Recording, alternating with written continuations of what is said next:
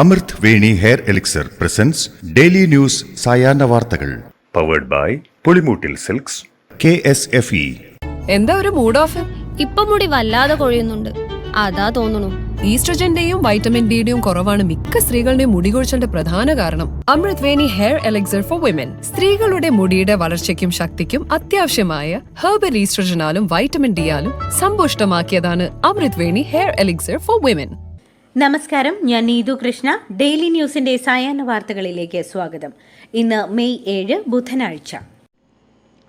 Operation സിന്ദൂറിൽ 70 ഭീകരർ കൊല്ലപ്പെട്ടതായി Indian സൈന്യം. 9 ഭീകര കേന്ദ്രങ്ങളിൽ നടത്തിയ ആക്രമണങ്ങളിലാണ് ഇത്രയും ഭീകരരെ കൊലപ്പെടുത്തിയത്. ജെയ്ഷെ മുഹമ്മദ് തലവൻ മൗലാന മസൂദ് അസഹറിന്റെ കുടുംബത്തിലെ 10 പേരും 4 അനുയായികളും കൊല്ലപ്പെട്ടതായി റിപ്പോർട്ടുകൾ പുറത്തുവന്നു. മസൂദ് അസഹറിന്റെ സഹോദരി ഉൾപ്പെടെയുള്ളവരാണ് കൊല്ലപ്പെട്ടതെന്നാണ് ഇപ്പോൾ ലഭിക്കുന്ന വിവരം. ഓപ്പറേഷൻ സിന്ദൂർ പഹൽഗാം ആക്രമണത്തിലുള്ള മറുപടിയെന്ന് വിദേശകാര്യ സെക്രട്ടറി വിളിച്ച വാർത്താ സമ്മേളനത്തിൽ കേന്ദ്ര സർക്കാർ വ്യക്തമാക്കി. പാകിസ്ഥാന് തിരിച്ചടി നൽകിയത് കൃത്യമായ വിവരശേഖരണത്തിന് ശേഷമാണെന്ന് വാർത്താ സമ്മേളനത്തിൽ കേണൽ സോഫിയ ഖുറേഷി വിശദീകരിച്ചു. പാകിസ്ഥാനിലെ 9 ഭീകര ക്യാമ്പുകളാണ് തകർത്തതെന്നും സാധാരണക്കാർ ആക്രമണത്തിന് ഇരയായിട്ടില്ലെന്നും അവർ പറഞ്ഞു. പഹൽഗാമിലെ ഭീകരാക്രമണത്തിൽ കൊല്ലപ്പെട്ടവർക്ക് നീതി ഉറപ്പാക്കിയെന്ന് വ്യോമസേന കിങ് കമാൻഡർ വ്യോമിക സിംഗും പ്രതികരിച്ചു. പാകിസ്ഥാൻ ഏതെങ്കിലും തരത്തിലുള്ള ആക്രമണത്തിന് മുതിർന്നാൽ തിരിച്ചടിക്കാൻ ഇന്ത്യൻ സേന പൂർണ്ണമായും സജ്ജമാണെന്നും കേണൽ സോഫിയ ഖുറേഷിയും വിദേശകാര്യ സെക്രട്ടറി വിക്രം മിശ്രയും വ്യക്തമാക്കി. ഓപ്പറേഷൻ സിന്ദൂറിനെ കുറിച്ച് വിശദീകരിക്കാൻ നാളെ കേന്ദ്ര സർക്കാർ സർവകക്ഷി യോഗം വിളിച്ചു. പാർലമെന്റിൽ പ്രധാനമന്ത്രിയുടെ അധ്യക്ഷതയിൽ യോഗം നടക്കുമെന്നാണ് കരുതുന്നത്. ഇന്ന് ചേർന്ന മന്ത്രിസഭാ യോഗത്തിൽ പ്രതിരോധ സേനകളെ അഭിനന്ദിച്ച പ്രധാനമന്ത്രി ഇത് അഭിമാന നിമിഷമെന്ന് പ്രസ്താവിച്ചു. പ്രധാനമന്ത്രിയുടെ നേതൃത്വത്തെ യോഗത്തിൽ മന്ത്രിമാർ അഭിനന്ദിച്ചു. ഓപ്പറേഷൻ സിന്ദൂർ സർജിക്കൽ സ്ട്രൈക്കിന് പിന്നാലെ പ്രധാനമന്ത്രി നരേന്ദ്രമോദിയുടെ വസതിയിൽ ചേർന്ന ഉന്നതതല യോഗം അവസാനിച്ചു. രാവിലെ 11-ന് ആരംഭിച്ച യോഗം 1.5 മണിക്കൂർ നീണ്ടുനിന്നു. പ്രധാനമന്ത്രി നരേന്ദ്രമോദി, ആഭ്യന്തരമന്ത്രി അമിത്ഷാ, മുതിർന്ന സൈനിക ഉദ്യോഗസ്ഥർ അടക്കമുള്ളവർ നിർണായക യോഗത്തിൽ പങ്കെടുത്തു. യോഗത്തിന് മുൻപായി പാകിസ്ഥാൻ നയതന്ത്ര ഉദ്യോഗസ്ഥനെ വിളിച്ചുവരുത്തി ഇന്ത്യ ആക്രമണത്തിന്റെ വിവരം അറിയിച്ചു. ഓപ്പറേഷൻ സിന്ദൂറിന്റെ പശ്ചാത്തലത്തിൽ അതിർത്തിയിലെ സുരക്ഷാ കാര്യങ്ങളടക്കം ഉന്നതതല യോഗം വിലയിരുത്തിയതായാണ് വിവരം. പാകിസ്ഥാൻ നടത്തുന്ന അതിർത്തിയിലെ പ്രകോപനം അടക്കമുള്ള കാര്യങ്ങൾ യോഗത്തിൽ ചർച്ചയായെന്നും ഓപ്പറേഷൻ സിന്ദൂറിനെ പിന്തുണച്ചുകൊണ്ട് യോഗത്തിൽ പ്രമേയം പാസാക്കിയെന്നുമാണ് ലഭിക്കുന്ന വിവരം. ഇന്ത്യൻ തിരിച്ചടിയുടെ ഭാഗമായി ഭീകരൻ മസൂദ് അസഹറിനുണ്ടായത് കനത്ത ആഘാതം. ഭീകര കേന്ദ്രങ്ങൾ തിരഞ്ഞെടുത്തുള്ള ഇന്ത്യൻ തിരിച്ചടിയിൽ മസൂദ് അസഹറിന്റെ ഹെഡ്ക്വാർട്ടേഴ്സും ഉൾപ്പെട്ടിട്ടുണ്ട്. താനും മരിക്കുന്നതായിരുന്നു നല്ലതെന്നാണ് ഈ കനത്ത നഷ്ടത്തിൽ മസൂദ് അസഹറിന്റെ പ്രതികരണമെന്നും റിപ്പോർട്ടുകളുണ്ട്. ഇന്ത്യയുടെ നീക്കത്തിന് തിരിച്ചടിയുണ്ടാവുമെന്നും മസൂദ് അസഹർ പ്രസ്താവന ഇറക്കി. പാകിസ്ഥാന് നൽകിയ കനത്ത തിരിച്ചടിയുടെ പശ്ചാത്തലത്തിൽ സുരക്ഷാ മുന്നൊരുക്കത്തിന്റെ ഭാഗമായി എല്ലാ സേനാ വിഭാഗങ്ങളിലെയും അവധി റദ്ദാക്കി സൈനികരോട് തിരിച്ചെത്താൻ കേന്ദ്രം നിർദ്ദേശിച്ചു. സുരക്ഷാ കാര്യങ്ങളിൽ പഴുതടച്ച നടപടിയെടുക്കാൻ അമിത്ഷാ സൈന്യത്തിന് നിർദ്ദേശം നൽകി കഴിഞ്ഞു. ഇതിനിടെ ഇന്ത്യൻ നയതന്ത്ര പ്രതിനിധിയെ വിളിച്ചുവരുത്തി പാകിസ്ഥാൻ പ്രതിഷേധം അറിയിച്ചു. ഇന്ത്യ ആക്രമിച്ചാൽ തിരിച്ചടിക്കുമെന്ന് നേരത്തെ പറഞ്ഞ പാക് പ്രതിരോധ മന്ത്രി ഖ്വാജ ആസിഫ് ഇന്ത്യ സംഘർഷം ഒഴിവാക്കിയാൽ പ്രശ്നപരിഹാരത്തിന് തയ്യാറാണെന്ന് വ്യക്തമാക്കി. ചർച്ചയ്ക്കും സമാധാനത്തിനും തയ്യാറെന്നാണ് ഇതിലൂടെ ഖ്വാജ ആസിഫ് വ്യക്തമാക്കുന്നത്. ഇന്ത്യ ഓപ്പറേഷൻ സിന്ദൂർ ആക്രമണം നടത്തിയതിന് പിന്നാലെയാണ് പാക് പ്രതിരോധ മന്ത്രിയുടെ പ്രസ്താവന.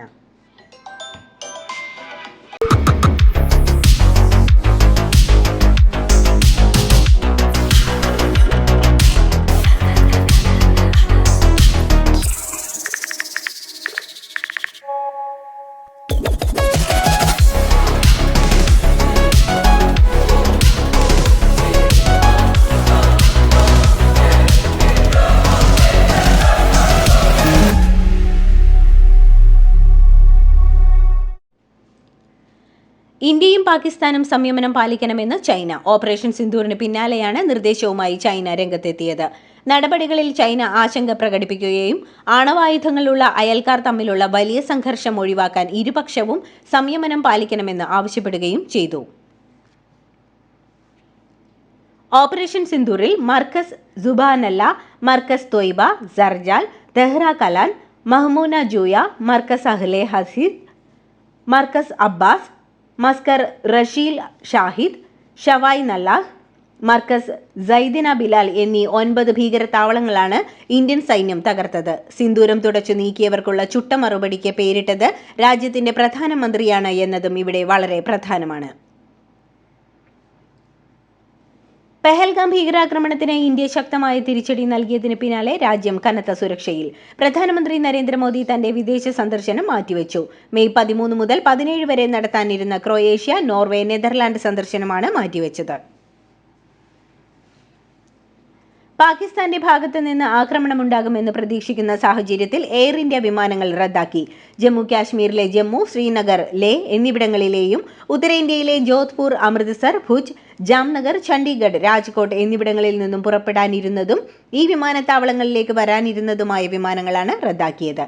മെയ് 10 വരെയാണ് കേന്ദ്ര വ്യോമയാന മന്ത്രാലയത്തിന്റെ നിർദ്ദേശപ്രകാരം സർവീസുകൾ റദ്ദാക്കിയത്.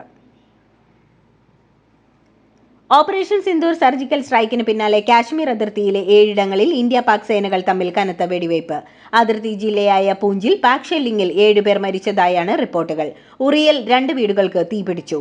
25ഓളം പേർക്ക് പരിക്കേറ്റു. പിന്നാലെ നിയന്ത്രണ രേഖയിൽ ഇന്ത്യ നടത്തിയ തിരിച്ചടിയിൽ 3 പാക് സൈനികരെ വധിച്ചു. ഇന്ത്യൻ സൈന്യം പാകിസ്ഥാനിൽ നടത്തിയ സർജിക്കൽ സ്ട്രൈക്കിനെ തുടർന്ന് ദക്ഷിണേഷ്യയിലൂടെയുള്ള ഗൾഫ് വിമാന സർവീസുകൾ വിമാന കമ്പനികൾ റദ്ദാക്കുകയും വഴിതിരിച്ചുവിടുകയും ചെയ്തു. വ്യോമാതിർത്തികൾ അടച്ചതിനെ തുടർന്ന് വടക്കൻ ഇന്ത്യ, പാകിസ്ഥാൻ എന്നിവിടങ്ങളിലെ വിമാനത്താവളങ്ങളിലേക്കുള്ള സർവീസുകളാണ് റദ്ദാക്കിയത്.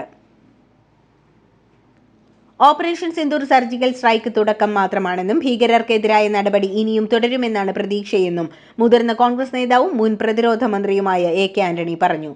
ഭീകരർക്കെതിരായ ഏതു നടപടിക്കും രാജ്യം ഒറ്റക്കെട്ടാണെന്നും അതിനാൽ ഭീകരതയ്ക്കെതിരായ ഏതു നീക്കത്തിനും കേന്ദ്രത്തിന് പൂർണ്ണ പിന്തുണ നൽകുകയാണെന്നും അദ്ദേഹം പറഞ്ഞു.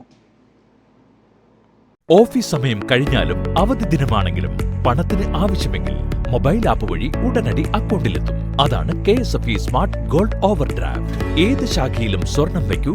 മൊബൈൽ ആപ്പ് വഴി എപ്പോഴും എവിടെ വച്ചും പണം പിൻവലിക്കൂ. പരമാവധി 50 ലക്ഷം രൂപ വരെ. അതിവേഗ പ്രോസസിംഗ്, 24/7 സേവനം. ഇനി ആവശ്യങ്ങൾക്ക് അവധി കൊടുക്കേണ്ട, സമയവും നോക്കേണ്ട. KSFE smart gold over draft. Digitally super charge your gold. Pahalgam ഭീകരാക്രമണത്തിന് തിരിച്ചടിയായുള്ള ഇന്ത്യയുടെ ഓപ്പറേഷൻ സിന്ദൂർ സർജിക്കൽ സ്ട്രൈക്കിനെ പ്രതിപക്ഷം സ്വാഗതം ചെയ്തു. നമ്മുടെ സൈന്യത്തെക്കുറിച്ച് ഓർത്ത അഭിമാനം, ജയ് ഹിന്ദ് എന്നാണ് പ്രതിപക്ഷ നേതാവ് രാഹുൽ ഗാന്ധി എക്സിൽ കുറിച്ചത്. ഇന്ത്യൻ സൈന്യത്തിൽ അഭിമാനമാണെന്നും ഇന്ത്യയുടെ സ്വാതന്ത്ര്യവും അഖണ്ഡതയും ധീരരായ സൈനികർ സംരക്ഷിക്കുമെന്നും പ്രിയങ്ക പ്രതികരിച്ചു. വെല്ലുവിളികൾ നേരിടാൻ സൈനികർക്ക് ക്ഷമയും ധൈര്യവും ദൈവം നൽകട്ടെയെന്നും പ്രിയങ്ക കൂട്ടിച്ചേർത്തു. രാജ്യം സേനയ്ക്കൊപ്പമെന്ന് മുതിർന്ന കോൺഗ്രസ് നേതാവ് ജയറാം രമേശും സൈന്യത്തിന് നിരുപാധിക പിന്തുണയെന്ന് കോൺഗ്രസ് അധ്യക്ഷൻ മല്ലികാർജ്ജുൻ ഖാർഗെയും എക്സിൽ കുറിച്ചു. ഇതാണ് താനും ആഗ്രഹിച്ചതെന്നും അടി കിട്ടിയിട്ട് അടി കൊടുക്കാതിരിക്കാൻ കഴിയില്ല എന്നും ശശി തരൂർ MPയും പറഞ്ഞു.